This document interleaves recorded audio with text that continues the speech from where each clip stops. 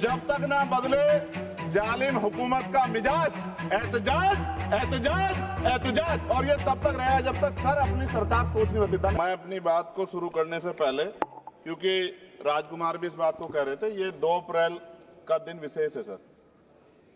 मैं जेल में था सहारनपुर, 2 अप्रैल 2018 को आंदोलन हुआ, 13 नौजवानों ने शहीदगी दी सर। मैं उनको नमन करता हूं सर। और आज फिर 2 अप्रैल है, एक और शहीदगी की तैयारी लग रही। तो मैं उन क्रांतिकारियों को भी आज याद करता हूं जिन्होंने, मुस्लिम क्रांतिकारी जिन्होंने देश की आजादी में योगदान दिया। सर, अंदाजे जमाना कहता है कि मौजे हवा रुख बदलेंगी, अंगारों से गुलशन फूटेगा, शबनम से सरारे निकलेंगी। वक्फ संशोधन विधेयक 2024 संवैधानिक मूल्य एवं सांप्रदायिक सौहार्द के लिए गंभीर खतरा है। वक्फ संशोधन विधेयक 2024 संवैधानिक अधिकारों, विधिक सिद्धांतों और धार्मिक स्वतंत्रता पर गंभीर आघात है। विधेयक वक्फ प्रबंधन को कुशल और प्रभावी बनाने का दावा करता है, लेकिन इसके 44 संशोधन इन वादों को पूरा करने में असफल है। हमारा मानना है कि इस संशोधन से स्पष्टता, साक्ष्य और मूल कारण विश्लेषण का अभाव होगा। पूर्व संशोधनों का मूल्यांकन नहीं होगा, हितधारकों से परामर्श की पारदर्शिता नहीं होगी, मौलिक अधिकार का उल्लंघन होगा। Article 13, article 14, article 25, article 26, article 50, article 300 सर्वोच्च न्यायालय के निर्णय, स्थापित कानून और इस्लामी सिद्धांत और संविधान की भावना का उल्लंघन होगा।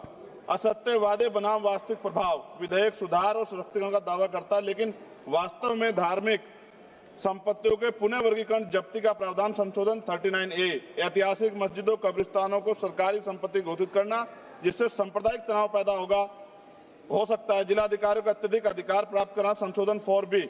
जिलाधिकारी सर सरकार के होते हैं, वो सरकार के हिसाब से काम होते हैं। यहाँ जितने MP बैठे हैं विपक्ष के, इनसे पूछ के देखो कि इनके जिले में क्या हाल है। इनके जिलाधिकारी सुनता नहीं सुनता, MP बैठे हैं, पूछ के देखो विपक्ष के, आपको पता लग जाएगा। सर, धार्मिक विशेषज्ञता या समुदाय की सलाह के बिना निर्णयों से संपत्ति विवाद और विश्वास की कमी उत्पन्न होगी। ट्रिब्यूनल की शक्ति कमजोर करना और मुस्लिम प्रतिनिधित्व हटाना, संशोधन 10B।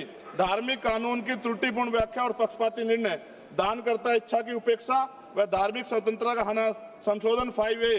दानकर्ता द्वारा समर्थन वापस, जिससे सामुदायिक संस्था कमजोर हुई। गैर मुस्लिमों द्वारा स्थापित वक्फ सुरक्षा समाप्त करना, संशोधन 104 की समाप्ति। अंतर धार्मिक सौहार्द प्रभावित होगा सर। सदियों पुरानी धार्मिक संपत्तियों पर सीमा अधिनियम लागू करना, संशोधन 27B। कब्जा की गई संपत्तियों की स्थायी हानि, धार्मिक विषयों को दरकिनार कर वक्फ निर्धारण करना, संशोधन 6C। धार्मिक ज्ञान के अभाव में संपत्तियों गलत वर्गीकरण, पंजीकृत वक्फ घोषणाओं को अपराध घोषित करना, संशोधन 312। भय के माहौल में धार्मिक दान में गिरावट, मनमाने सर्वेक्षण को और वर्गीकरण की अनुमति देना, संशोधन 8A। धन्यवाद वकील साहब। सर, अभी पूरा दो जाने दो। सारी धाराएं पढ़ दोगे आप तो?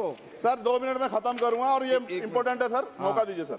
बिना जवाबदेही के बड़े पैमाने पर वक्फ संपत्तियों का पुनः वर्गीकरण, प्रशासनिक भ्रम और प्रभावशीलता को नुकसान पहुंचा, संशोधन 12D। कानूनी विवादों और कुप्रबंधन को वक्फ बोर्डों की विश्वसनीयता का नुकसान, अस्पष्ट आधारों पर राज्य द्वारा वक्फ बोर्ड को भंग करने का अधिकार, संशोधन 3C। राज्य के व्यापक विरोध प्रदर्शन, धार्मिक लक्ष्य का लक्ष्य, सार्वजनिक हित के नाम पर वक्फ प्रशासन पर पूर्ण नियंत्रण, संशोधन 37C2। व्यापक स्तर पर अशांति विरोध प्रदर्शन, कानून व्यवस्था गंभीर स्थिति। सर, सरकार के उद्देश्य से नजर आता है मुस्लिम समुदाय के योगदानों पर नियंत्रण स्थापित करना, मुसलमानों को उनकी वक्फ संपत्ति वंचित करना, वक्फ स्थापित करने के अधिकार पर प्रतिबंध लगाना, वाकिफ और मुतवल्ली की इस्लामी परिवर्तन करना। इस विधेयक को वर्तमान रूप से स्वीकार करें और समावेशी परामर्श, कानून स्पष्टता, संवैधानिक धार्मिक सुरक्षा सुनिश्चित करें। सर, ये तो बिल पे था सर, क्योंकि आप कहते हैं बिल पे बोलना चाहिए, 2 दिन नहीं, लेकिन सर मैं सुबह से सुन रहा हूं सर 2-3 चीजें बोलूंगा सर। जो विद्वान सरकार मुसलमानों की कितनी हितैषी है सर, कुछ कह रहे हैं क्या? जो विद्वान होता है वो बिल पे बोलता है। सर, बस खत्म कर रहा हूं। सरकार कितनी हितैषी है सर? केंद्रीय मंत्रिमंडल में एक भी मुस्लिम मंत्री नहीं है। सच तो यह है कि अभी ईद पे नमाज पढ़ने के लिए भी नए नियम बनाए गए, और जो नमाज पढ़ रहे थे उनके पीछे पुलिस कर्मचारी लाठी लेकर खड़ा था, मैंने खुद देखा सर। अगर सरकार इतनी देर सच्चर कमेटी की रिपोर्ट पर चर्चा कराएगी। बिल्किस बानो के आरोपियों का जेल से बाहर आने के बाद स्वागत किया गया सर। मुसलमानों की जमीन की बात है, SC/ST की जो जमीन है वो छीनी जा रही है सर।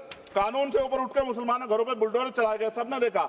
सुरक्षा की बात करते हैं, लिंचिंग की गई, मुसलमान मारे गए सर। कावड़ यात्रा में गरीबों के ठेलों पे सुप्रीम कोर्ट ने ऑर्डर किया कि नाम मत लिखवाओ, देश को मत तोड़ो। अंत में सर बात निकली है तो दूर तक जाएगी।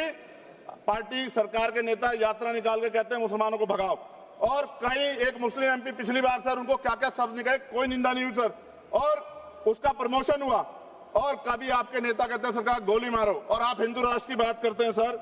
मेरा यह कहना है सर, मैं इसका पुरजोर विरोध करता हूं और अपनी एक शायरी के साथ खत्म करूंगा। तो बहुत सुनी मैंने आज दोनों तरफ, जब तक ना बदले जालिम हुकूमत का मिजाज, एहतजाज एहतजाज एहतजाज, और ये तब तक रहेगा जब तक सर अपनी सरकार सोच नहीं होती।